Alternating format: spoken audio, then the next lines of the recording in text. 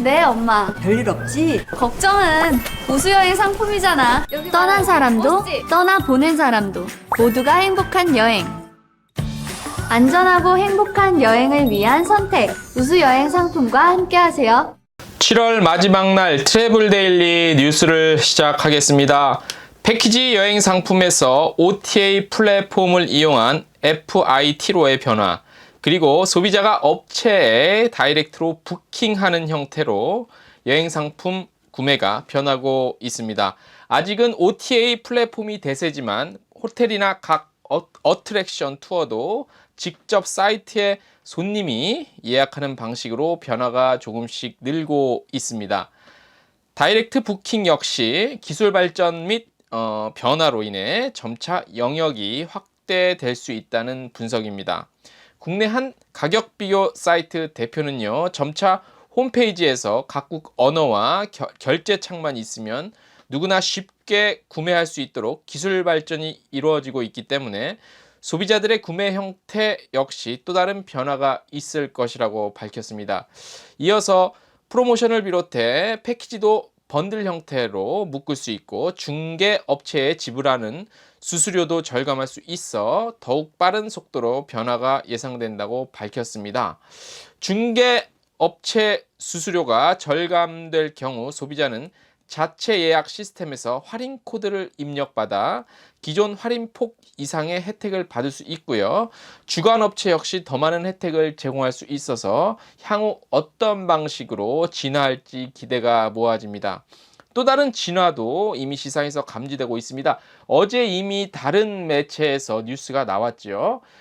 자유여행 플랫폼 마이리얼트립이 패키지 여행 상품을 기획하는 스타트업 기업이죠. 가이드라이브에 투자한다고 밝혔는데요. 이미 나온 뉴스에는 제목이 마이리얼트립이 패키지 여행 상품을 시장에 진출했다고 나왔는데 다소 이것은 좀 잘못된 것 같습니다. 내용 자체가 마이리얼트립이 패키지 사업에 진출한다기보다도 한 이 스타트업 기업인 가이드라이브에 투자를 하는 형태인데요.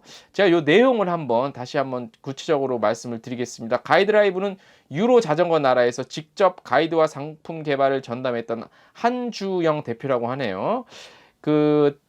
한주영 대표가 다른 대표랑 또 전문 가이드 중심의 여행 기획사를 모토로 올해 창업한 회사라고 하는데요. 이 업체는 기존 현지 랜드사가 패키지 여행 상품을 구성하는 유통 구조에서 벗어나 가이드가 직접 상품 개발에 참여해 사업 관리까지 맡는다고 합니다. 기존의 쇼핑이나 팁 강요가 배제되는 것은 물론 호텔 예약부터 모든 여행 일정을 이용자들의 희망에 맞춰 개발하고 서비스를 제공한다고 밝혔는데요. 이번 투자로 마이리얼트립은 가이드라이브의 전문 가이드들과 테마 상품을 연결해주고 특정 고객을 대상으로 프리미엄 상품부터 다양한 형태의 패키지 등 기존 여행 시장에서 볼 수 없었던 상품을 기획해서 혁신을 이뤄나가겠다고 밝혔습니다. 그런데 이 문제가 좀 있는 것 같습니다. 가이드가 직접 상품 개발에 참여를 해서요, 사후 관리까지 진행한다는 방식에 대해서 기존 업계에서는 이제 우려의 목소리도 적지 않게 나오고 있는데요.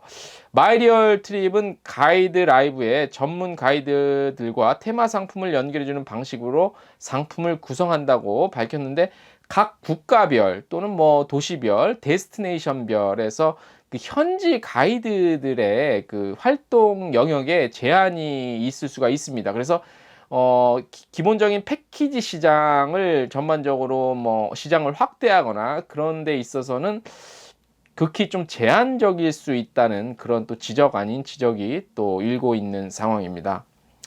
다음 소식입니다. 부킹닷컴이 Z세대 선호 여행 트렌드 조사를 한번 했는데요.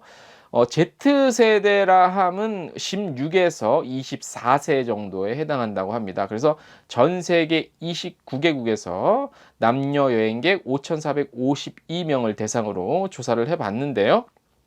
Z세대는 아무래도 젊은 그런 세대이기 때문에 강한 모험가적 기질을 많이 지니고 있는 것으로 나타났고요. 뭐 패더글라이딩이나 번지점프 등 스릴 넘치는 모험이 동반된 여행을 원한다고 절반 이상이 답변을 했습니다. 또 극한 환경에서 여행 또는 트레킹을 즐길 계획 뭐 이런 것들도 있었고요. 오감을 자극하는 여행 이런 것도 선호한다고 나왔습니다. 그리고 여행에 대한 영감을 얻는 원천에 대한 질문에는 절반가량이 온라인에서 활동하고 있는 인플루언서의 여행 포스팅을 보고 자극을 받는다고 이렇게 답변을 했네요. 그리고 혼행 그리고 솔로 여행 등 혼자 하는 여행 트렌드가 꾸준히 인기를 끌고 있지만 아직 경제 활동의 핵심 주체가 되지 않아서 여러 가지 또 재정적인 이유도 있어서요. 가족과 함께 여행을 떠나는 경우가 많은 것으로 나타났습니다. 그리고 뭐 혼자 여행할 때 혼자 보통 한다는 것을 선호한다. 이게 한 33% 나왔고요.